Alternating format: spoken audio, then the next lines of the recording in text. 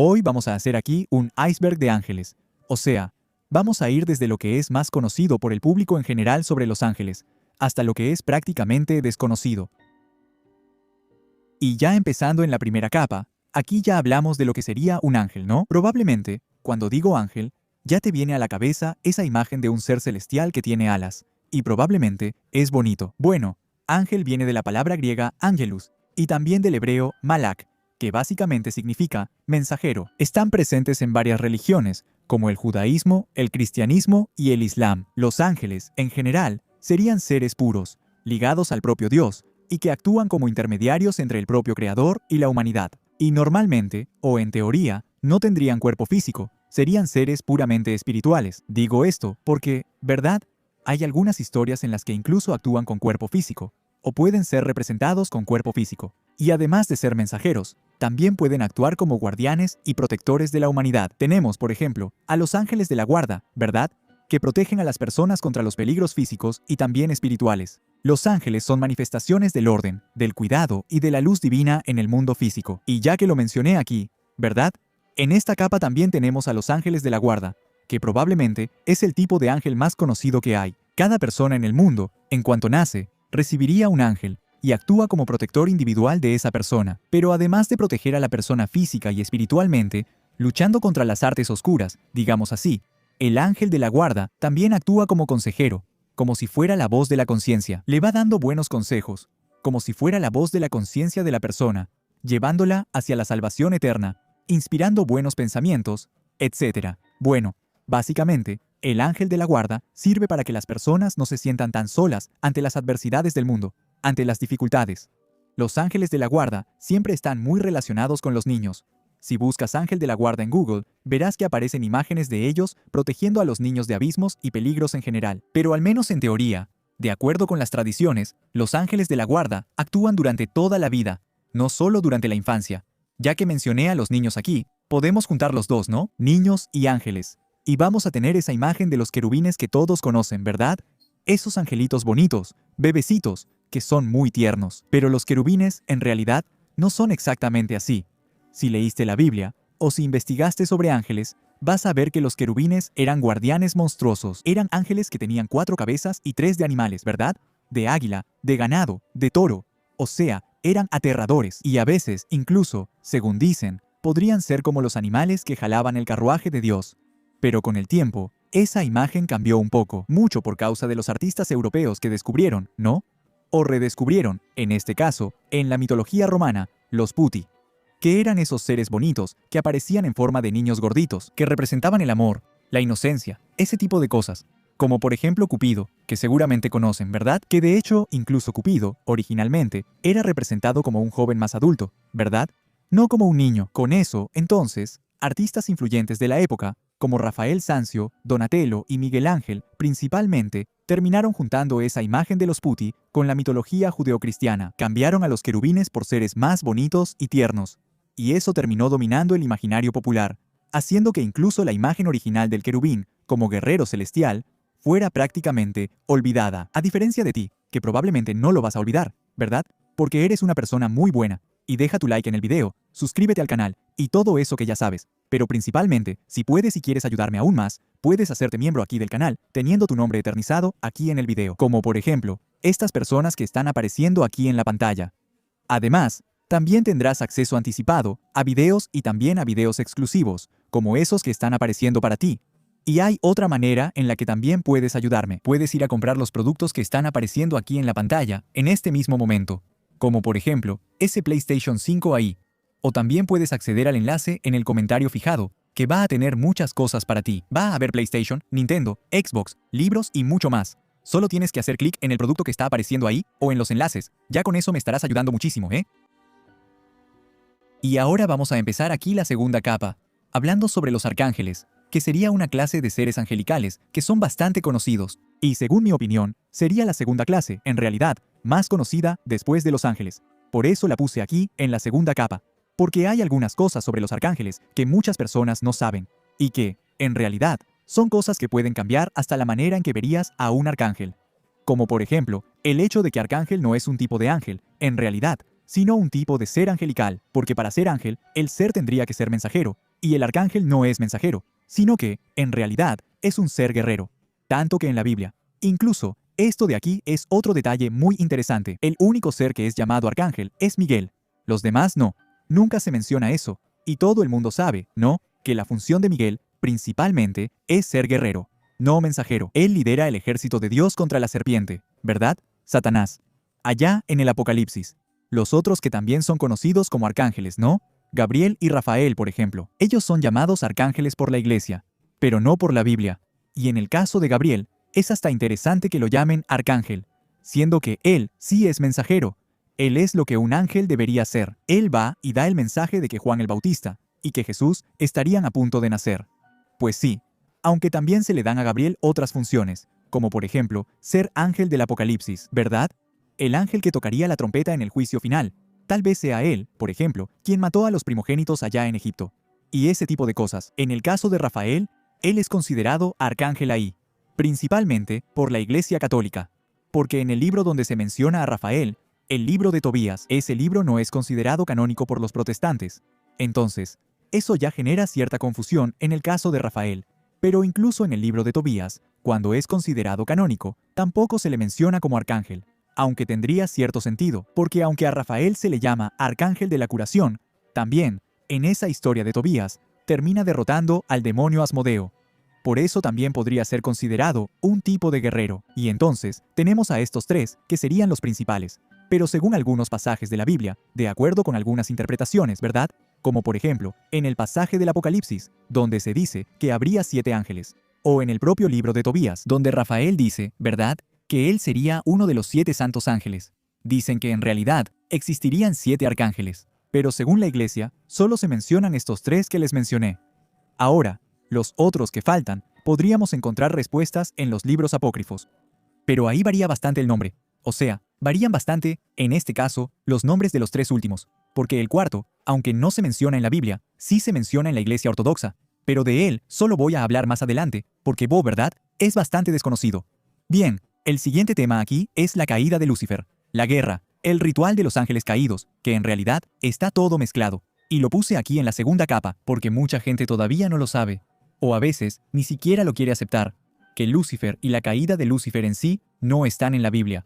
Al menos, no de la manera en que la gente piensa, porque mucha gente interpreta la caída del dragón allá en el libro de Apocalipsis como si fuera la caída de Lucifer, que él habría caído a la tierra y después terminó yendo al infierno, hizo su reino y ahora se la pasa tentando a la humanidad. Solo que en realidad, esa caída del Apocalipsis todavía va a suceder. Está en el Apocalipsis. Entonces, teóricamente y técnicamente, aún no ha pasado. Y luego vienes y me dices, sí, pero ahí está, en el libro de Isaías 14:12. Caíste del cielo, oh estrella de la mañana, hijo del alba. Entonces, lo que pasa es que ese pasaje específico no se refiere al que cayó del cielo y hoy está tentando a la humanidad, sino en realidad a reyes antiguos, como el de Tiro y el de Babilonia. Y ahí mucha gente terminó interpretando ese pasaje así. Mucho también por errores de traducción, que terminaron dejando la estrella de la mañana como si fuera Lucifer. Y muchas personas piensan que Lucifer, en este caso, sería un nombre, y no un adjetivo. Y pero aún así, con todo eso, ¿verdad? Los primeros padres de la Iglesia, como Orígenes y también San Agustín, terminaron interpretando ese pasaje como relacionado con la caída de un ángel realmente. Y algún tiempo después, ¿verdad? En 1667, John Milton fue y consolidó esa versión con su poema Paraíso Perdido, donde narra exactamente la caída de Lucifer junto con otros ángeles. Explica, ¿verdad?, cómo él construyó todo el infierno basándose en el propio cielo.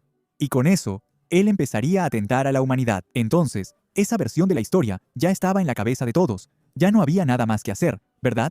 Incluso, en ese poema, en el poema de John Milton, aparecen varios dioses paganos, ¿no? Como Amón, Ra, etc. Y hasta el dios Belcebú. Empezando la tercera capa, vamos a hablar aquí de la jerarquía de los ángeles. O en este caso, jerarquía de seres celestiales, ¿verdad? Porque como les dije, en realidad, ¿no?, ángeles son solo uno de los tipos de seres celestiales. Bueno, existen varias jerarquías. ¿Quién está en primer lugar? ¿Quién está en segundo? Varía bastante. Pero aquí voy a usar la que tal vez sea la más conocida, ¿verdad?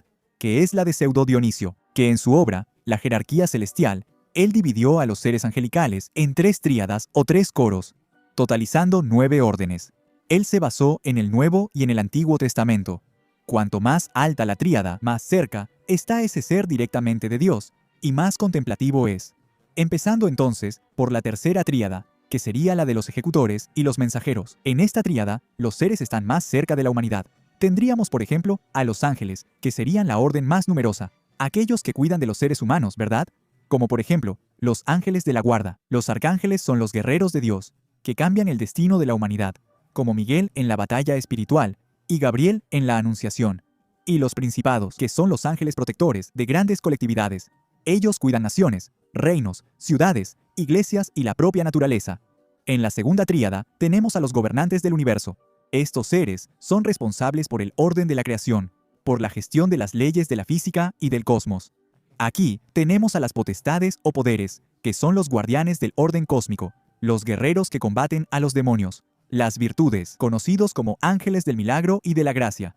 Ellos son los responsables de gobernar las leyes de la naturaleza y los cuerpos celestes, y las dominaciones o dominios, que serían los burócratas o gobernadores del cielo.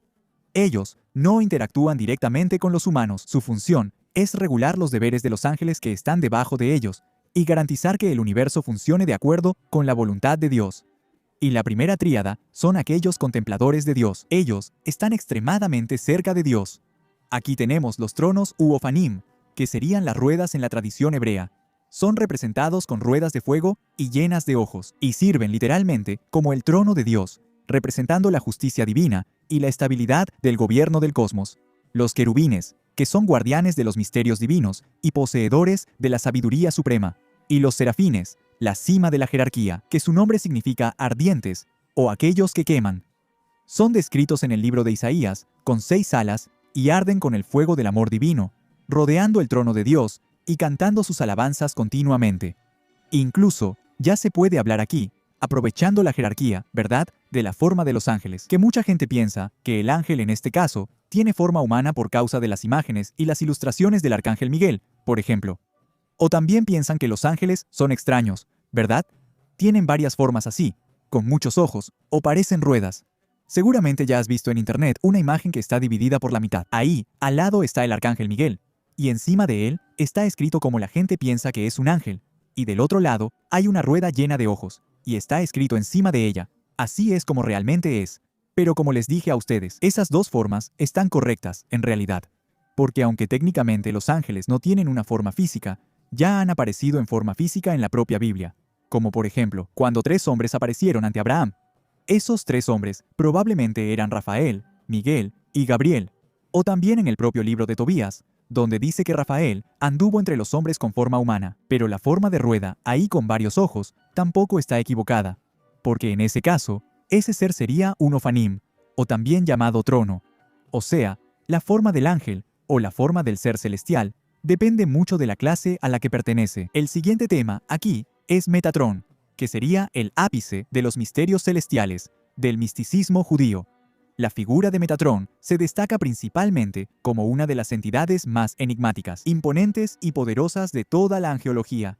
A diferencia de la mayoría de los ángeles, que fueron creados directamente del pensamiento divino, según algunas versiones, el ángel Metatrón, en realidad originalmente, sería humano. Enoc, que fue elegido por Dios para convertirse en su propio escriba. Así, se convirtió en el ángel Metatrón, siendo el 7º descendiente del propio Adán. Debido a su rectitud y sabiduría incomparables, terminó siendo arrebatado al cielo. Los principales atributos y características de Metatrón son principalmente ser llamado el pequeño Yahvé, el príncipe del rostro, el canciller del cielo o incluso el Yahvé menor. Como ya dije, él sería el escribano celestial, siendo esa su función principal, registrar absolutamente todo lo que sucede en el cosmos. Es el guardián del libro, de la vida y de las crónicas celestiales, contando los pecados, las virtudes y los secretos de la humanidad. Y también tenemos el cubo de Metatrón, que según la geometría sagrada, su nombre está asociado a un poderoso símbolo místico tridimensional, compuesto por 13 círculos e interconectados por líneas que forman los 5 sólidos platónicos. El cubo de Metatrón es considerado un mapa de la creación, una herramienta de limpieza espiritual y un fuerte amuleto de protección contra energías densas. Y ahora vamos con Uriel, que les había mencionado, ¿verdad?, que existía un 4º arcángel que era considerado por la Iglesia Ortodoxa. Este es el caso de Uriel. Uriel, traducido, sería la luz de Dios. es uno de los arcángeles más prominentes en la tradición apócrifa judeocristiana, aunque no se menciona en la Biblia canónica. Uriel sería el guardián del Edén y del infierno en la tradición mística. Uriel es frecuentemente identificado como un querubín que fue colocado en las puertas del jardín del Edén con una espada llameante para impedir el regreso de la humanidad pecadora. También es conocido como el ángel de la salvación. Uriel sería el arquetipo del iluminador espiritual.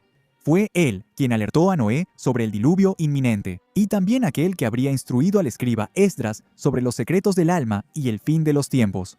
Su energía es invocada por buscadores espirituales para traer claridad mental. El discernimiento es la transformación de la ignorancia en sabiduría esencial. Si terminé cerrando la capa anterior, hablando de Metatrón, voy a abrir esta capa aquí hablando de su hermano. Porque, por increíble que parezca, sí, Metatrón, de acuerdo con el misticismo judío y la cábala, sí tiene un hermano.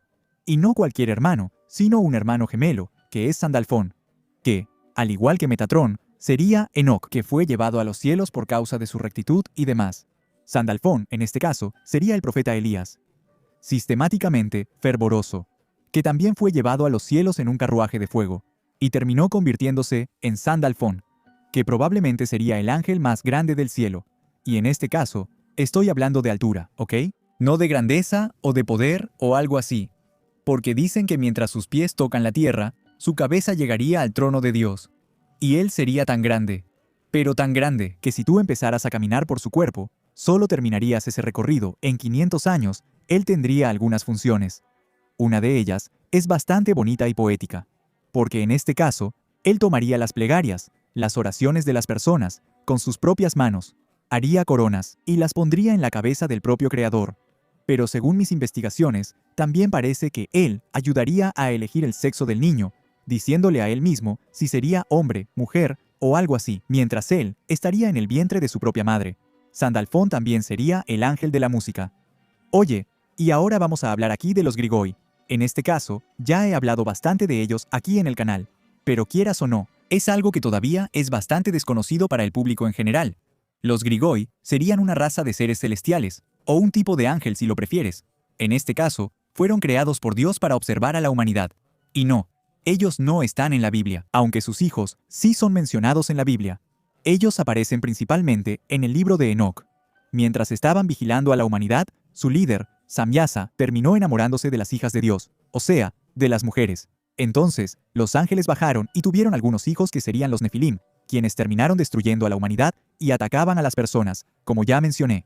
Comían todo lo que encontraban a su paso, y los arcángeles, al ver esto, terminaron avisando. Dios, quien ordenó que acabaran con los gigantes, mientras enviaría el diluvio a la tierra para empezar todo de nuevo.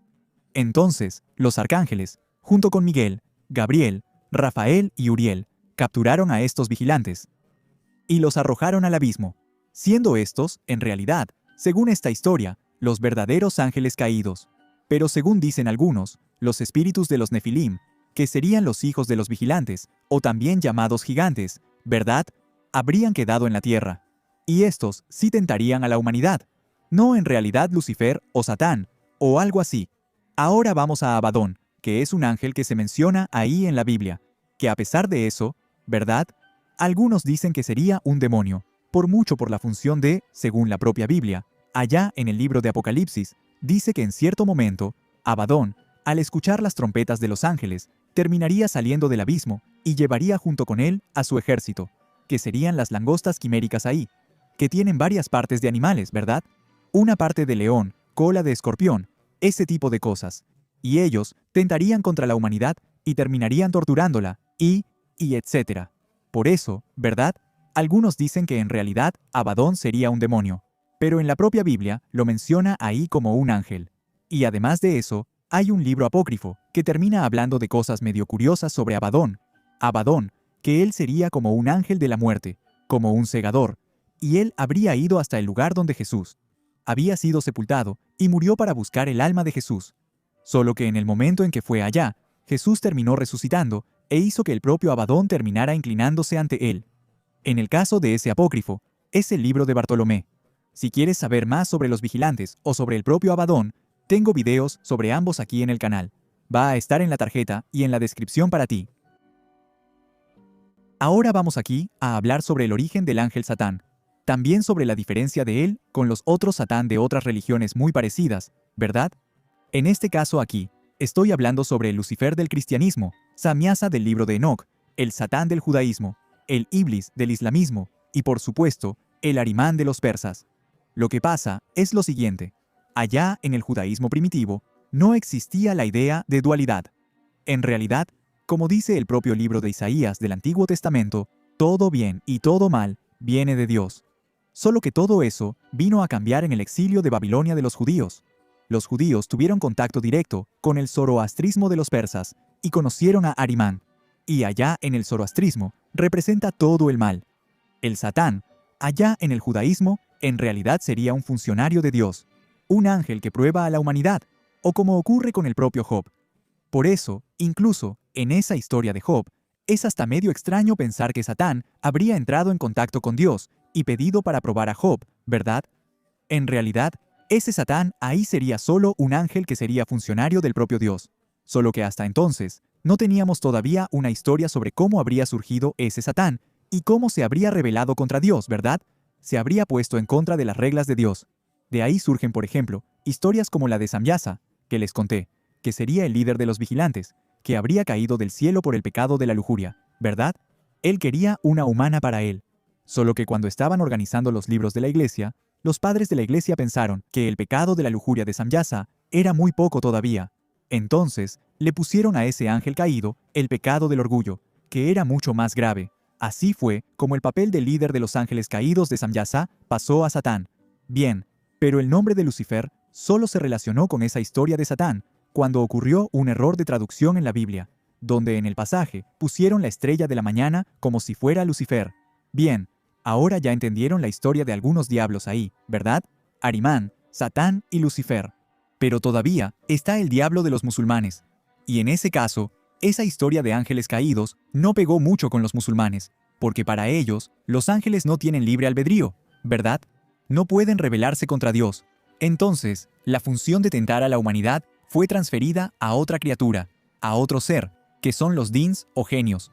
Serían como los hermanos de los ángeles, ya que también nacieron en el cielo. Iblis terminó sin querer inclinarse ante Adón o ante el diablo, ¿verdad? Por eso fue arrojado a la tierra, donde tentaría a aquellos que están lejos de Alá, sin tener permiso para ir con los que están cerca de él. Ahora vamos a hablar aquí de los ángeles de otras religiones, que no son exactamente ángeles, ¿verdad? Pero son muy parecidos, como ocurre por ejemplo en el zoroastrismo, donde tenemos a los Amesha Spentas, o los santos inmortales, que son 6 emanaciones directas del Dios Supremo, Ahura Mazda. Cada uno cuida un aspecto de la creación, como el orden, la mente o la salud. Debajo de ellos están los yasatas, que son deidades menores que actúan como protectores y mensajeros. En el Islam, de hecho tenemos ángeles, solo que como les dije a ustedes, es un poco diferente de los ángeles bíblicos, ya que ellos no tienen libre albedrío. Existen los malaika, que serían los ángeles. Son los pilares fundamentales de la fe, llamada Akida. Los ángeles serían creados de la luz. No tienen libertad para elegir nada. Ellos son absolutamente obedientes a Alá. Y están los principales, que serían Dibril, que sería el equivalente a Gabriel, y Micail, que sería el equivalente a Miguel. Existen figuras específicas también, como Israfil, que sería el arcángel que tocaría la trompeta del juicio final, y Azrael, que sería el ángel de la muerte. En el hinduismo, el concepto de ángel no existe de la forma occidental, pero las funciones de intermediarios y seres de luz son cubiertas por otras categorías. Por ejemplo, están los devas, que serían los seres de luz y las deidades, y los asuras, que serían los seres caóticos. Pero debajo de ellos destacan los gandharvas, que serían músicos celestiales que habitan el cielo y actúan como mensajeros, y las apsaras, que serían espíritus celestiales femeninos de la danza y de las aguas. Y también están los Dikpalas, que son los guardianes de los puntos cardinales del universo. Bien, aquí ahora quiero hablar sobre una iglesia específica. De hecho, hasta cierto punto, una parte específica de esa iglesia. En este caso, estoy hablando de la iglesia medieval de Banganarte, ubicada en Sudán. Esta iglesia estaba dividida en dos partes. La iglesia inferior, o iglesia 1, que funcionó desde mediados del siglo VI hasta el siglo XI, y la iglesia 2 también llamada Japal, Rafaelion II, que funcionó desde mediados del siglo XI hasta el siglo XVIII. Bien, creo que el nombre deja muy claro de qué quiero hablar aquí, ¿verdad? Rafaelion, que era en honor a su patrón, el arcángel Rafael, que aparecía gigantesco en las pinturas, y en esta iglesia en específico, él aparecía más grande que todos los otros arcángeles, incluso más que el propio Miguel. Ahora vamos a iniciar aquí la sexta capa, con los ángeles de la Cábala. En este caso, los 72 ángeles de la Cábala bien. En la Cábala, los ángeles no serían solo mensajeros con alas, sino fuerzas cósmicas, canales de energía espiritual y extensiones de la propia conciencia divina. Pero actúan como intermediarios que ayudan a emanar la luz del Creador, llamada Ein Sof, desde el plano más espiritual hasta nuestro mundo físico. La estructura de los ángeles cabalísticos se basa en dos pilares principales. Primero, los ángeles y el árbol de la vida. Se trata de la cosmología cabalística y contiene 10 esferas de energía llamadas Sefirot. Cada una de estas esferas representa un aspecto de Dios y del universo, y cada una es gobernada por un arcángel principal que lidera un coro específico de ángeles. Tenemos a Metatrón, que gobierna la esfera llamada Keter, o la corona, que se sitúa en la cima absoluta de la jerarquía. Raziel, que es el guardián de los secretos divinos, gobierna Jochma, o sabiduría. Tzafkiel, que gobierna Binah, que sería el entendimiento, asociado a la contemplación profunda. Zadkiel, el ángel de la benevolencia y la misericordia, que gobierna Gesed, que sería la misericordia. Camael, que es el brazo fuerte de la justicia y la severidad, gobierna Geburá, que sería la fuerza o el juicio. Miguel, que es el gran protector, gobierna Tiferet, que sería la belleza y la armonía. Janiel, el ángel del amor y la gracia, que gobierna Netzach, que sería la victoria. Rafael, el sanador celestial, que gobierna Jod, o esplendor. Gabriel, que es el mensajero y el fundamento de las formas, gobierna Yesod, que sería el fundamento. Y Sandalfón, que es el guardián de nuestra dimensión física, gobierna Malhut, que sería el reino. El segundo pilar, en este caso, serían los coros angelicales, es decir, cada uno de los ángeles que forman parte de estos coros angelicales, que sumando todo, daría 72. No voy a mencionar a todos aquí, claro, pero por ejemplo, entre ellos tenemos a Kaliel, que sería ese ángel que socorre rápidamente en las adversidades. Tenemos a Rahayax, que concede protección contra las adversidades, y a Selel, que favorece la fidelidad conyugal, y así sucesivamente. Otra cosa que quiero mencionar aquí, en esta capa, también es la idea de los serafines, que en realidad serían dioses antiguos, o incluso dioses menores que veneran al Dios Supremo, ¿no? Yahvé. Pero esta idea no viene solo de aquí, en realidad viene de otras mitologías también. Por ejemplo, en Mesopotamia, hay algunos dioses menores que protegían a los dioses mayores. O también puede venir de la propia palabra serafín, porque aunque serafín significa algo ardiente, cosas así, ¿no? Por eso también viene la idea de que los serafines eran criaturas de fuego celestial. La palabra serap, que forma serafín, también podría usarse para hablar de serpientes. Y cuando hablamos de serpientes, podemos ir a Egipto también, donde estaba la serpiente Ruraeus. El Ruraeus en este caso era simbolizada por una cobra con las alas abiertas. Era el símbolo supremo de la protección real. Tenía conexiones con la diosa serpiente, ¿no? Adiet. Y también con el dios del sol, Ra. Tenían la función de escupir fuego contra los enemigos del faraón y los enemigos de los dioses.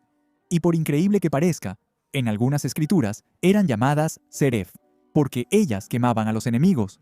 Entonces, esa idea de protección de dioses menores terminó evolucionando hacia seres menores que veneraban al dios mayor. En este caso, los serafines siempre están venerando a Yahvé. Y ahora vamos con los 12 arcángeles del zodiaco, teniendo cada signo un arcángel. Claro, el signo de Aries tendría conexiones con Maldiquiel, que sería el que trae el fuego del entusiasmo y del nuevo comienzo. El signo de Tauro, Osmodeu. Osmodeu, sí, inspira la determinación y la prisa por la belleza y por la comodidad del mundo físico. Géminis, el arcángel Ambriel, es el guardián de la mente ágil y del intercambio de información. Cáncer, Muriel, que no se relaciona con la valentía ni con la cobardía, sino que en realidad es el arcángel que trae la energía de la acogida, de la empatía y del amor familiar. Leo, Berkiel, que canaliza el fuego solar y el magnetismo. Y la generosidad. Virgo, con Amaliel, que rige la búsqueda de la perfección, el análisis y la purificación. Libra, Suriel, que rige la balanza cósmica. Escorpio, Barbiel, que es el guardián de las profundidades y de los misterios. Sagitario, Adbaquiel, que llama al optimismo, la aventura y la filosofía. Capricornio, Anael, o también Casiel, asociado a la fuerza de la estructura y a la energía de la persistencia. Acuario, Cambiel, que rige el pensamiento, la ruptura de patrones antiguos y da grandes ideas para el futuro. Piscis, Barquiel, que guía la sensibilidad mística y la conexión con el plano divino. Bueno, abriendo la séptima capa, quiero hablar aquí sobre la invocación de ángeles, o también conocida como magia enoquiana, que fue creada por el astrónomo, matemático y consejero de la reina Isabel I, John Dee, junto con el alquimista y vidente Edward Kelly, y se llama magia enoquiana por causa de Enoch, que como les dije, habría sido llevado a los cielos y visto y hablado con ángeles. Y a diferencia de los grimorios medievales que utilizaban latín y griego, aquí en la magia enoquiana utilizan un lenguaje propio, que según el propio John Dee, sería el idioma que se usaba en la época de la Torre de Babel, el llamado idioma celestial o idioma de Adán. La magia enoquiana se basa en la premisa de que el universo está gobernado por seres celestiales en una cierta jerarquía, y esas jerarquías están vinculadas a tablas de números y letras. Y dependiendo de la vibración fonética, puedes abrir portales para conversar con esas jerarquías. La estructura de la invocación se basa en algunos pilares, como por ejemplo las herramientas, ¿no? Como el símbolo de Ahmed, que sería el sello de la verdad de Dios, que sería un gran disco de cera, que tiene varios nombres escritos en él, ¿no? De ángeles, arcángeles, etc., que serviría como base para el cristal, una bola de cristal de evidencia, y la mesa de Tom Tabernator, que sería una mesa de madera grabada con símbolos enoquianos, y también rodeada con sellos protectores. Y también tenemos la gran tabla, que en este caso, el universo enoquiano está dividido en 4 cuadrantes. Cada uno está ligado a un elemento de la naturaleza, ¿no? Agua, tierra, fuego y aire. Ellos están representados por una gran tabla llena de anagramas. Y al descifrar esos anagramas, vas a descubrir el nombre de los gobernantes, de los príncipes y de los reyes de cada región cósmica. Y por último, tenemos las llaves enoquianas. Para llamar a los ángeles, la persona que está ahí tiene que recitar las 19 llaves enoquianas. Las primeras 18 serían solo para abrir las puertas elementales, y la última tendrías que modificar la pronunciación, dependiendo de la región que quieras acceder.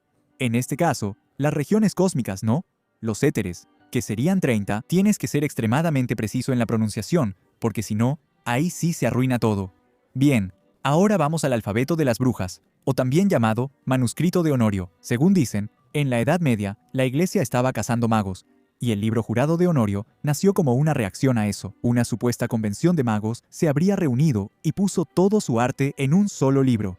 Y ellos hicieron un juramento de sangre. Y por eso, el nombre del libro, en este caso, sería el libro jurado.